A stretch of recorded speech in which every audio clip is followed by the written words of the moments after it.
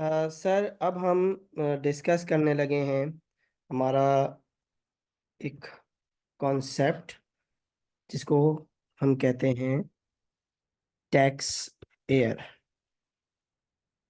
Section 74। Sir पहले मैं यहाँ एक समराइज वे में आप लोगों को समझाऊंगा।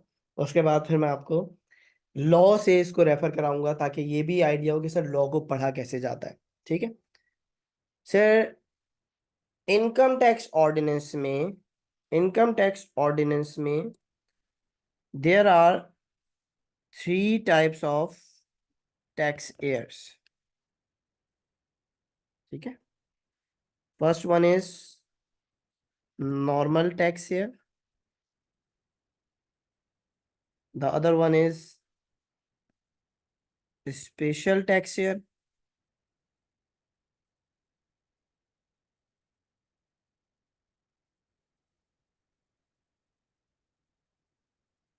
And the last one is transitional tax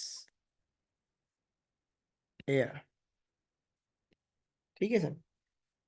sir ये तीन क्लासिफिकेशन डेफिनेटली किसी बेसिस पे होंगी। हमें कैसे पता चलेगा कि वेदर जो क्वेश्चन में गिवन है वो टैक्स ईयर कौन सा है, वेदर नॉर्मल टैक्स ईयर है, स्पेशल टैक्स ईयर है, ट्रांजिशन टैक्स ईयर है। और अगर हमें खुद को आइडेंटिफाई करना हो कि सर गिवन सिनेरियो में हमारे पास कौन सा टैक्स ईयर फॉल कर रहा है, तो लॉ ने बताया है, सेक्शन 74 ने बताया है नॉर्मल टैक्स ईयर क्या होता है।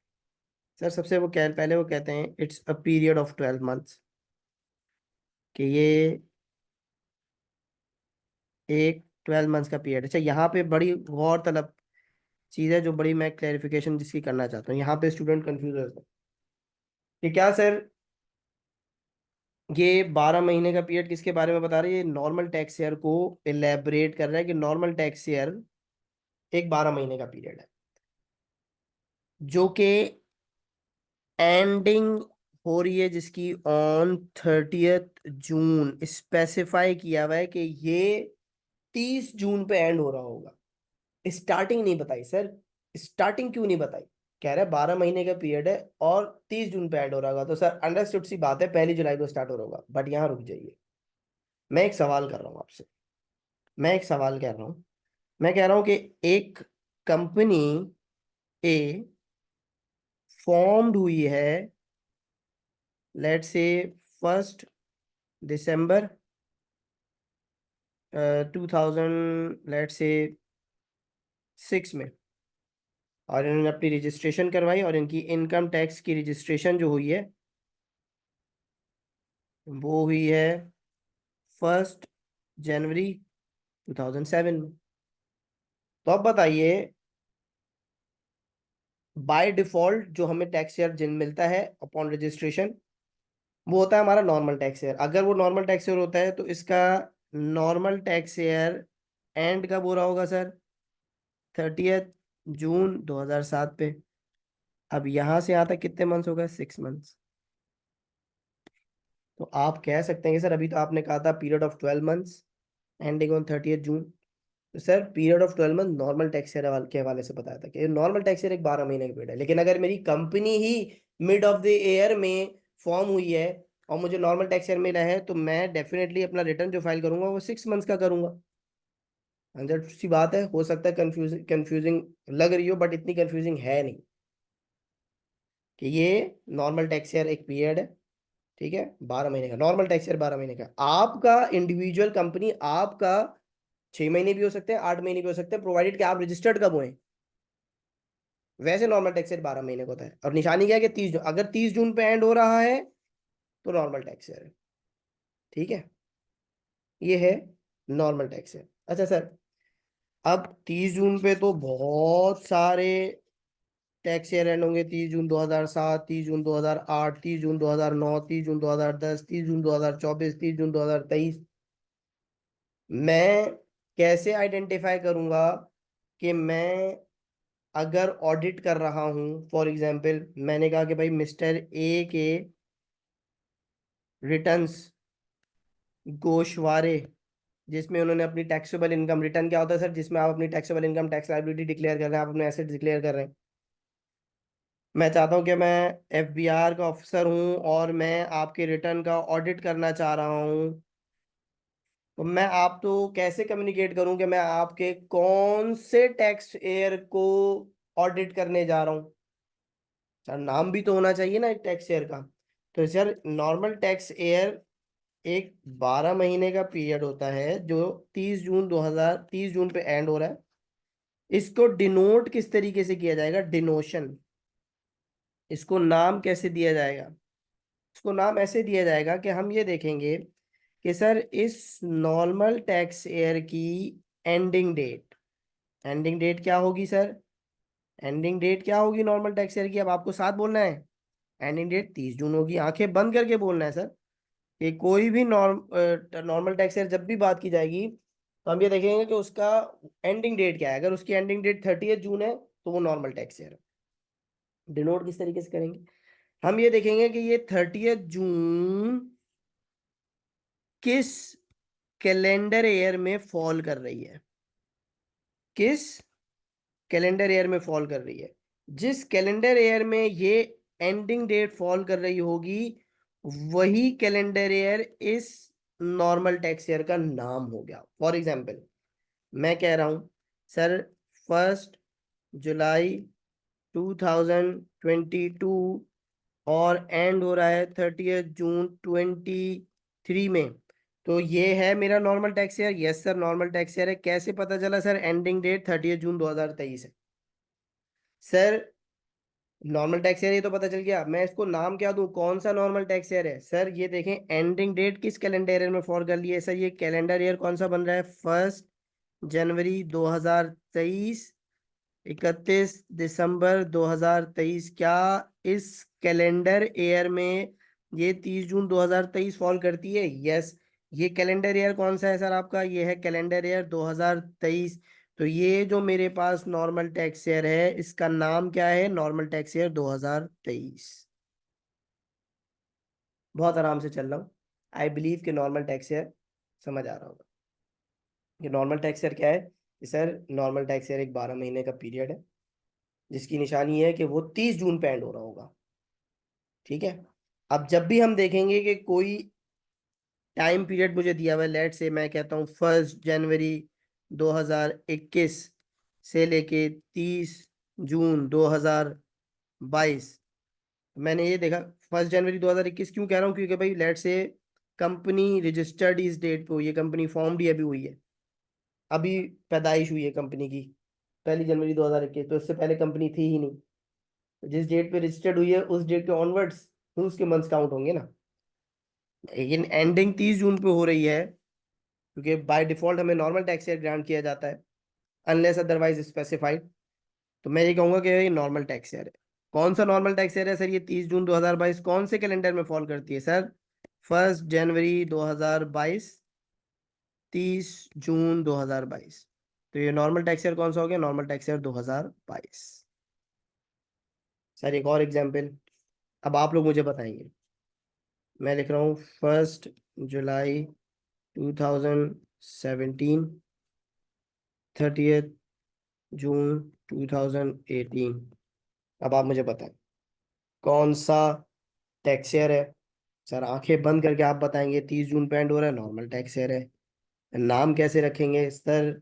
एंडिंग डेट का कैलेंडर ईयर 2018 बनता है तो ये normal tax year 2018। I hope कि नॉर्मल टैक्स ईयर क्लियर होगा।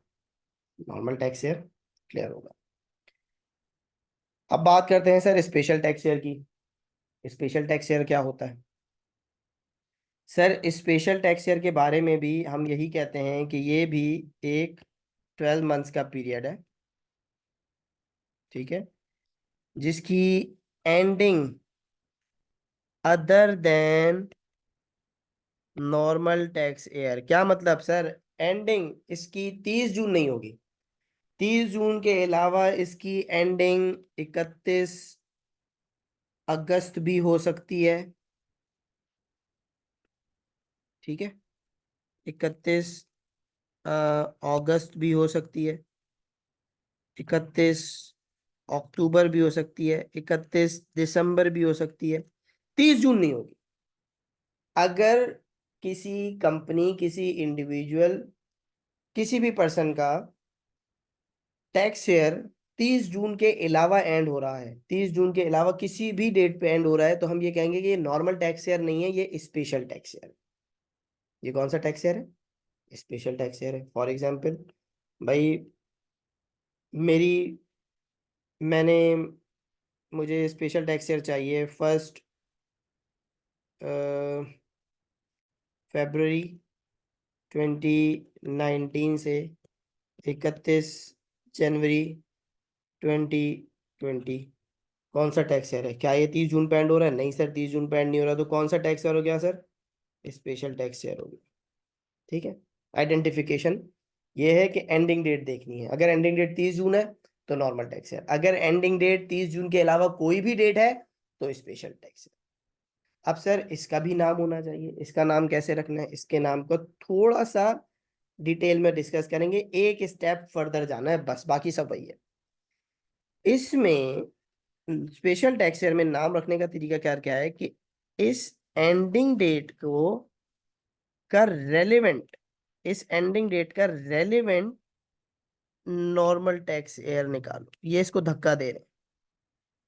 इस एंडिंग डेट का रेलेवेंट नॉर्मल टैक्स ईयर निकालो कि ये किस नॉर्मल टैक्स ईयर में फॉल कर रही है। नॉर्मल टैक्स ईयर आपको याद है जुलाई से जून पे होता है। अब मुझे बताएं, ये 1 जुलाई 2019 से 30 जून 2020 के बीच में फॉल कर रही है? क्या ये 31 जनवरी इस नॉर्मल टैक्स ईयर हो गया सर? कैसे पता सर नॉर्मल टैक्स ईयर हो गया? सर 30 जून 2020 पे आपने इसको एंड किया है, नॉर्मल टैक्स ईयर हो गया ये। ठीक है। क्या ये 31 जनवरी क्या ये 31 जनवरी इस नॉर्मल टैक्स ईयर में फॉल कर रही है? बिल्कुल फॉल कर रही है। अब आपने इस स्पेशल टैक्स ईयर का रेलेवेंट नॉर्मल टैक्स ईयर निकाला पहले, और फिर वही जो नॉर्मल टैक्स ईयर के नाम के लिए कर रहे थे वही करना है। फिर इस नॉर्मल टैक्स ईयर की एंडिंग डेट का कैलेंडर ईयर देखना है, और वो नाम होगा इस स्पेशल टैक्स ईयर का। जैसे यहाँ पे ये 30 जून 2020 किस कैलेंडर में फॉल कर कैलेंडर में फॉल करिए? 2020। तो ये मेरा क्या है? ये जो है ये मेरा स्पेशल टैक्स ईयर 2020 है। फिर एक और एग्जाम्पल दें। एग्जाम्पल दें सर। एग्जाम्पल ये है कि मेरा एग्जाम्पल 2, मेरा 1 जनवरी 2018 से टैक्स ईयर स्टार्ट हुआ और 31 दिसंबर 2018 पे एंड हुआ। अब ये कौन सा टैक्स ईयर है सर? सबसे पहले तो आइडेंटिफाई कर लिया कि ये स्पेशल टैक्स ईयर है। कैसे सर? क्योंकि ये इसकी एंडिंग 30 जून के अलावा है। अब सर इसका नाम रखना है। नाम कैसे रखें सर? 31 दिसंबर का रेलेवेंट नॉर्मल टैक्स ईयर निकालें पहले। नॉर्मल टैक्स ईयर क्या है सर? 1 जुलाई 2018 30 जून 2019। इसी डेट में फॉल कर रहे हैं ना। जुलाई 2018 30 जून 2019 के बीच में 31 दिसंबर आ रही होगी, राइट? फिर क्या करना है? इस नॉर्मल टैक्स ईयर की एंडिंग डेट का कैलेंडर ईयर विच इज 1 जनवरी 2019 31 दिसंबर 2019। तो कैलेंडर ईयर कौन सा है? ये 2019। अब आप कहेंगे कि सर इस स्पेशल टैक्स ईयर में ये जो आपने भी लिखा है इसमें तो दूर दूर तक 19 नहीं आ रहा, लेकिन हम क्या कहेंगे कि ये कौन सा स्पेशल टैक्स ईयर है? ये स्पेशल टैक्स ईयर 2019 है। क्योंकि जो हमें लॉ ने तरीकेकार बताया है नाम रखने का, वो ये है। सर लॉ से देख लें इसको सर। हाँ, हमें लॉ से भी जरा दिखा दें सर। स्क्रीन शेयर हो रही है आई होप। लॉ में क्या कहता है सर?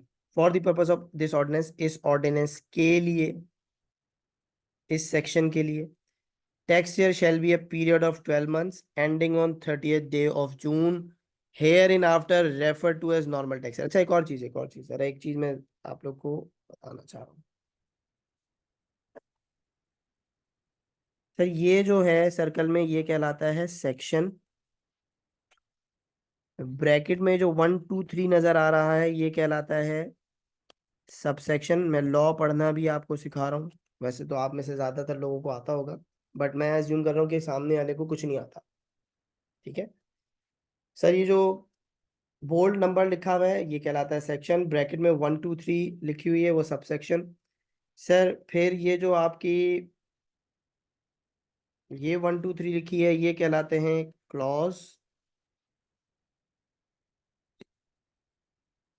और फिर आगे आपको नजर आएंगे ABCD, वो कहलाते हैं सब क्लॉज।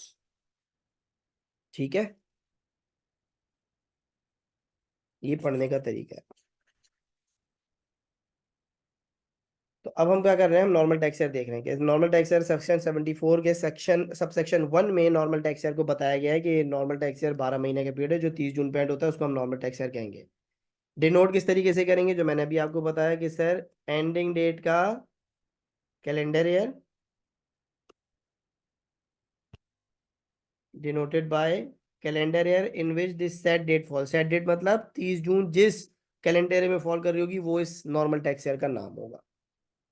फिर कहा सबसेक्शन 2 में कि sir where a person income year different from normal tax year, मतलब 30 जून के अलावा किसी भी डेट पे एंड हो रहा हो, और वेयर पर्सन इज अलाउड, मैं अभी इस पे अभी अलाउड की बात पे भी हम आते हैं, 12 मंथ्स का पीरियड इस्तेमाल करने की इजाजत दी जाए different from normal tax year, such tax year shall be called as special tax year. Denote किस तरीके से होगा, calendar year relevant to normal tax year in which the closing date, मतलब 30 जून के अलावा जो भी डेट होगी वो जिस नॉर्मल टैक्स ईयर में फॉल कर रही होगी रेलिवेंट टू कैलेंडर ईयर, वो उसका नाम है। This is the special tax year and normal tax year for you. I hope कि यहाँ तक क्लियर होगा। फिर मैं एक तीसरे ट्रांजिशनल टैक्स ईयर पे जा रहा हूँ, उसको समझाने के लिए नॉर्मल टैक्स ईयर और स्पेशल टैक्स ईयर होना समझना बहुत जरूरी है। यहाँ तक क्लियर है। अब सर मैंने एक कंपनी फॉर्म की, कंपनी ए मैंने फॉर्म की पाकिस्तान में। ठीक है, और ये कंपनी ए की पेरेंट कंपनी है कंपनी जी, जो कि USA में है। ठीक है सर, मुझे जब मैं रजिस्ट्रेशन कराने गया तो बाय डिफॉल्ट जो टैक्स ईयर मिला वो मिला नॉर्मल टैक्स ईयर, लेट से 2018 से लेके 30 जून 2019। ये कौन सा टैक्स ईयर है सर, नॉर्मल टैक्स ईयर है। क्या नाम है इसका, जबरदस्त, नॉर्मल टैक्स ईयर 2019। सर जो मेरी पेरेंट कंपनी है UK की, उसका जो टैक्स ईयर रन होता है वो होता है कैलेंडर ईयर पे। लेट से उसका कैलेंडर ईयर पे टैक्स ईयर रन होता है USA में 1 जनवरी टू 31 दिसंबर। अब सर मसला ये होता है कि यहाँ पे मैं नॉर्मल टैक्स ईयर फॉलो कर रहा हूँ, 30 जून पे एंड हो रहा है।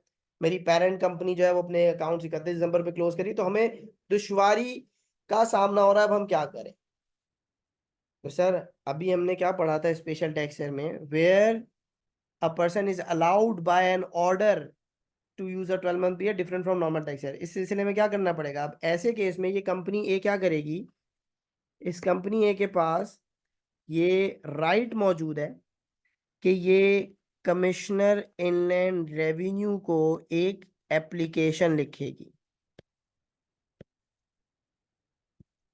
उस एप्लीकेशन में क्या कहा जाएगा कि सर मुझे अपना टैक्स ईयर चेंज करना है, मेरा नॉर्मल टैक्स ईयर है, मुझे स्पेशल टैक्स ईयर पे जाना है। लेकिन इस एप्लीकेशन का सबसे इम्पोर्टेंट फीचर क्या होगा, वो होगा ये जो मैं लिख रहा हूँ, कंपेलिंग नीड। कंपेलिंग नीड मतलब कि उस एप्लीकेशन में आप टैक्स ईयर क्यों चेंज कर रहे हैं उसका रीजन ऐसा होना चाहिए जो कमिश्नर को कंपेल कर दे, मजबूर कर दे, राजी कर दे, मानने पे मजबूर कर दे कि हाँ आपकी जरूरत जायज है। ये नहीं हो कि सर क्योंकि 30 जून मेरे लिए बड़ा अपशगुन होता है, मेरी शादी भी 30 जून पे हुई है, मैं चाहता हूँ कि मेरा ये जो टैक्स ईयर है ना ये चेंज हो जाए, 30 जून मुझे नागवार गुजरता है। नहीं, ये कोई कंपेलिंग नीड नहीं है सर। ये जो मैंने केस बनाया ये कंपेलिंग नीड है कि आप कहें कि सर मेरे पेरेंट के अकाउंट जो है वो 31 दिसंबर पे क्लोज होते हैं, that is by in order to align myself with the parent company, मैं चाहता हूं कि मेरा टैक्स ईयर भी जो है वो पेरेंट की कंपनी के साथ अलाइन हो जाए। This is a compelling need. तो आप कमिश्नर इन लैंड रेवेन्यू को एप्लीकेशन लिखते हैं, उस एप्लीकेशन में आप कंपेलिंग नीड शो करते हैं कि मुझे अपना टैक्स ईयर चेंज करने की जरूरत क्यों पेश आ रही है। अगर कमिश्नर सेटिस्फाई होता है, ठीक है, तो वो आपको ऑर्डर कर देता है कि ठीक है आप स्पेशल टैक्स एयर यूज कर सकते हैं। ठीक है, इसका मतलब टैक्स एयर चेंज करने की अम, एक समझे आपके पास राइट है, लेकिन उसके लिए आपने कमिश्नर से इजाजत लेनी है, कमिश्नर को मनाना है। ठीक है, ये प्रोसेस पूरा प्रोसीजर मैं अभी आपसे डिस्कस करता हूँ। सर आपने एप्लीकेशन लिखी, ठीक है, उस एप्लीकेशन में सबसे इंपॉर्टेंट फीचर क्या होना चाहिए? कंपेलिंग नीड, कि मुझे स्पेशल टैक्स ईयर, अपना टैक्स ईयर क्यों चेंज करना है। तो अब जब आपने ये एप्लीकेशन सबमिट कर दी, तो अब पावर किसके पास है? कमिश्नर के पास। या तो वो आपकी इस एप्लीकेशन को क्या करेगा?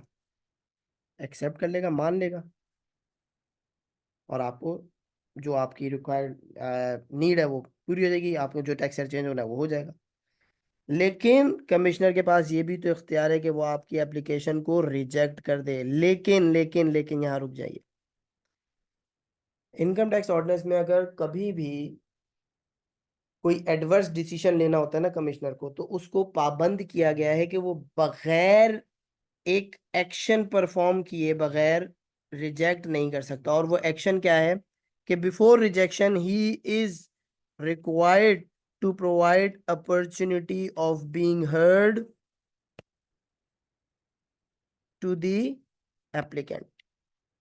कि हो सकता है आपने जो एप्लीकेशन लिखी हो वो कमिश्नर को समझ में ना आई हो, आपका मुद्दा समझ में ना आया हो, तो क्योंकि उसके समझ में नहीं आ रहा वो इस बेसिस पे रिजेक्ट कर दे? नहीं सर, उसको कहा गया कि एक काम करो, आप एप्लीकेंट को बुला लो, उसका मौकिफ जान लो, उसको अपॉर्चुनिटी दो।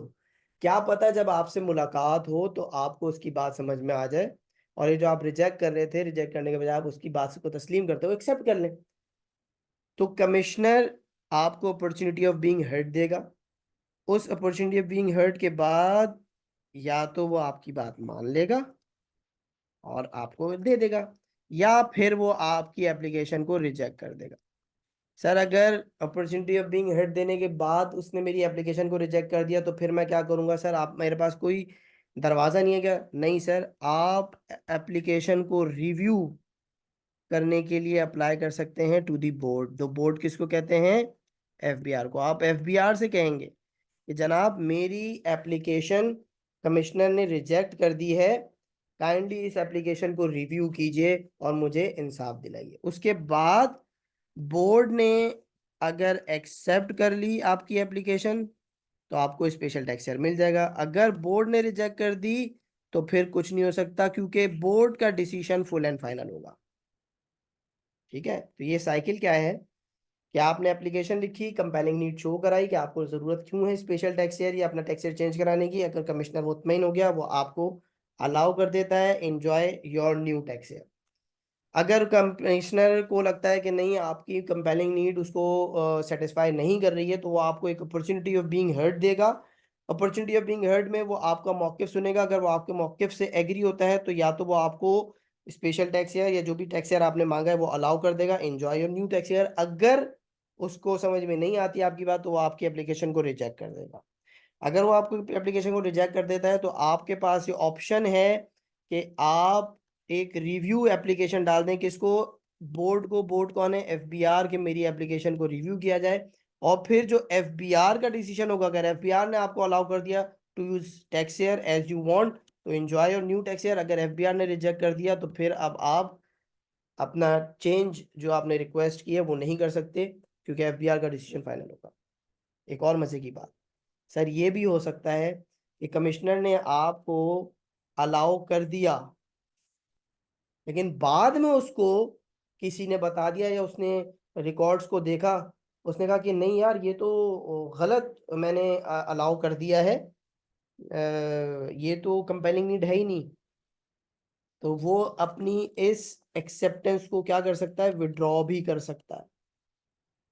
लेकिन विड्रॉ करने से पहले फिर वही एडवर्स डिसीजन देने से पहले क्या करेगा, अपॉर्चुनिटी ऑफ बीइंग हर्ट देगा, अपॉर्चुनिटी ऑफ बीइंग हर्ट देगा, अपॉर्चुनिटी ऑफ बीइंग हर्ट देगा। अगर आपकी मौके से मुतमईन हो गया तो ठीक है, वो अपनी एप्लीकेशन विड्रॉ नहीं करेगा, आपसे कहेगा ठीक है आप कंटिन्यू रखें। लेकिन अगर आपकी वो मौक़िफ़ से मुतमईन नहीं होता तो वो आपको जो उसने अलाउ किया था उसको विड्रॉ कर लेगा। फिर क्या करेंगे आप, फिर दोबारा आपके पास ऑप्शन है कि आप रिव्यू डाल सकते हैं, किसको, एफबीआर को, कि मेरे इस एप्लीकेशन को देखा जाए, इन्होंने मुझे अलाउ करके विड्रॉ कर दिया। फिर जो एफबीआर का डिसीजन होगा, बोर्ड का डिसीजन होगा, वो फुल एंड फाइनल। ये है तरीक़ेकार आपको टैक्स ईयर चेंज करने का। और अगर मुझे याद हो तो शायद मेरी अटेम्प्ट में ये मेथड पूछा गया था, ये टेस्ट होता है। ठीक है, ये मेथड जो है टेस्ट होता है, जिसमें आपको ये पूरा लिखना पड़ता है कि आप एप्लीकेशन की चेंज, टैक्स ऑफ चेंज कैसे किया जाएगा, एमटीक्यूज में आया है।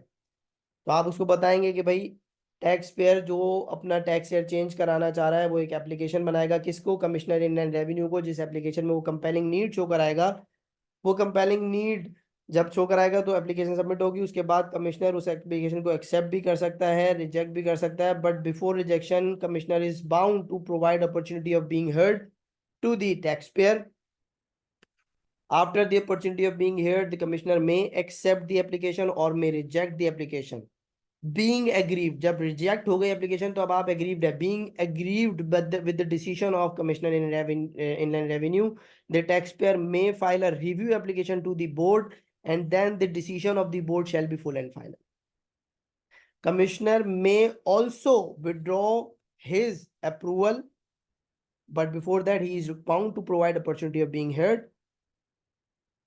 Being aggrieved with the decision of the commissioner in revenue, a taxpayer may file a review application to the board, FBR, and the decision of the board shall be full and final. ठीक है, ये पूरा sir मैं आपको law से दिखा देता हूँ। ये कहते हैं कि अगर एक बंदे के पास स्पेशल टैक्स शेयर है तो वो नॉर्मल टैक्स शेयर के लिए इजाजत ले सकता है बाय, ठीक है, ये रहा, a person may apply in writing to the commissioner to allow him other than normal tax, जो भी इसको चेंज करना है, ठीक है। अ पर्सन यूजिंग, ये नॉर्मल टैक्सर वाले की बात ऊपर की, स्पेशल टैक्सर वाले की बात नीचे की, ठीक है। कमिश्नर उसको अलाउ कर सकता है, by order allow him to use such special tax year. The commissioner shall grant permission, commissioner कब देगा परमिशन आपको यूज करने के लिए, जब उसको आपकी एप्लीकेशन में कंपेलिंग नीड नजर आएगी। अगर कंपेलिंग नीड नजर नहीं आएगी तो वो आपको अलाउ नहीं करेगा, ठीक है। एन ऑर्डर अंडर सबसेक्शन 3, जिसमें वो कह रहे हैं कि अलाउ कर सकता है नहीं कर सकता, और shall be made after providing an applicant opportunity of being heard, आपको अपॉर्चुनिटी दी जाएगी। जहां आपकी एप्लीकेशन रिजेक्ट होगी, the commissioner shall record the reason, आपकी रिजेक्ट क्यों किया वो रीजन भी रिजेक्शन के प्रोवाइड करेगा। The commissioner after providing the person concern opportunity by an order withdraw the permission, अपनी एप्लीकेशन को विड्रॉ भी कर सकता है। एन ऑर्डर जो किया है, अच्छा ये ठीक है, where a tax year person changes as result of an order under subsection 3, the period between, ये अभी हम बात करने जा रहे हैं tax transition tax. A person dissatisfied with an order under subsection 3, 4 और 7 may file a review application to the board, the decision of the board shall be full and final। ये मैंने पढ़ा है। अब मैं ट्रांजिशनल टैक्स ईयर के बारे में बात करने जा रहा हूँ और सब साथ रहिएगा। ट्रांजिशनल टैक्स ईयर अब हम डिस्कस करने जा रहे हैं, ट्रांजिशनल टैक्स ईयर।